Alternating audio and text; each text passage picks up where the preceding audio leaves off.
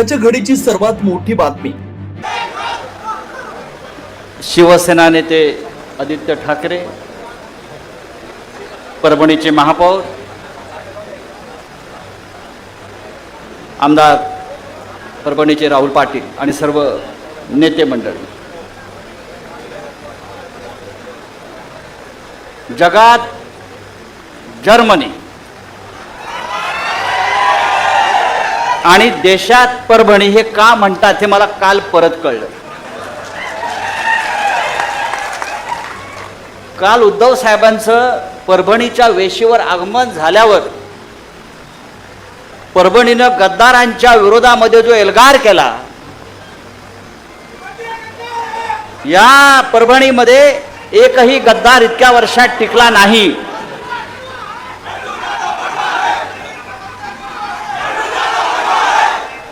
त्याच्यामुळे देशात फक्त परभणीच.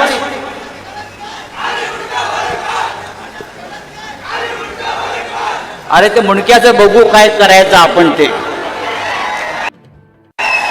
ते मुंडकं काय राहत नाही आता.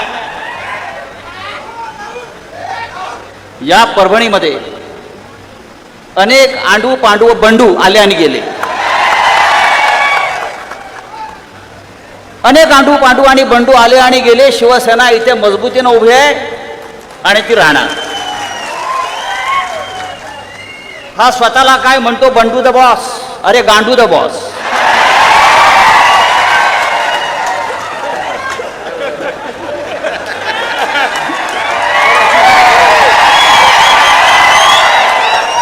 बरोबर ना. आता यापुढे त्याला गांडू द बॉस म्हणायचं. त्यांना सांगाय परभणी आहे.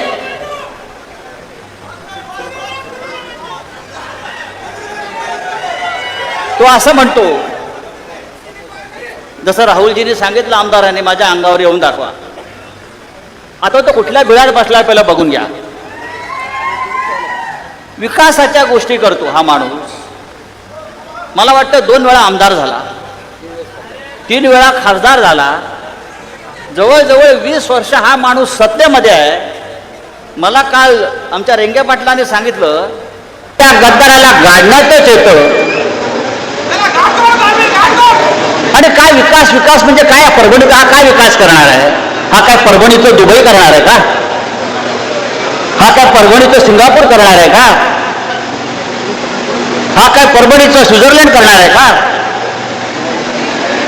अरे हा पत्र्याच्या घरात राहणारा साधा शिवसैनिक आज कुठे राहतो? 2000 कोटीचा मालक आहे म्हणून मला कोणीतरी सांगितलं.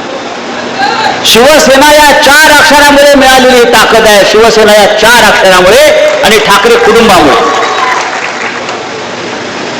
तो असं म्हणतो, मला चापटी मारून दाखवा. अरे चापटी काय तुला तुडवणार आम्ही? मला चापटी मारून काय दाखवा? ऑपरेशन तुडवा हे त्यासाठीच आहे. गद्दार दिसला की तुडवा हे आमचं ऑपरेशन आहे, हे शिवसेनेचं ऑपरेशन आहे. आणि त्यासाठी कोणत्याही आदेशाची गरज नाही. हा हिंदू हृदय सम्राट शिवसेना प्रमुख बाळासाहेब ठाकरे यांनी दिलेला आदेश आहे. आणि बंडू सारख्या गांडूने आम्हाला आव्हान देऊच नाही. तेव्हा शिवसैनिकांना मी इतकंच सांगेन, ही परभणी शिवसेनेची, शिवसेनेचीच राहील. असे बंडू गांडू येतील आणि जातील, चिंता करायचं कारण नाही. मला तर मगाशी येताना असं वाटलं, राहुल आमदार, की तुमची एखादी विजय मिरवणूक चाललेली आहे, असंच वातावरण होतं. नंतर कळलं की आपण गांडू द बॉसच्या मैदानाला आलेलो आहोत. असो, उद्धवजींना आपल्याला पूर्ण पाठिंबा द्यायचा आहे. उद्धवजींच्या नेतृत्वाखाली या महाराष्ट्रामध्ये आपल्याला परत शिवसेनेचा भगवा फडकवायचा आहे. आणि जसं राहुल आमदारांनी आमच्या सांगितलं, या भागातले 4 आमदार तुम्ही निवडून देणार आहात. ही जबाबदारी जर प्रत्येकाने घेतली तर 2029ला 100च्या वर आमदार आपले निवडून येतील आणि आपण स्वतःच्या ताकदीवर या महाराष्ट्रात सत्ता आणू. आणि मग विकास काय असतो या गांडू द बॉसला दाखवू.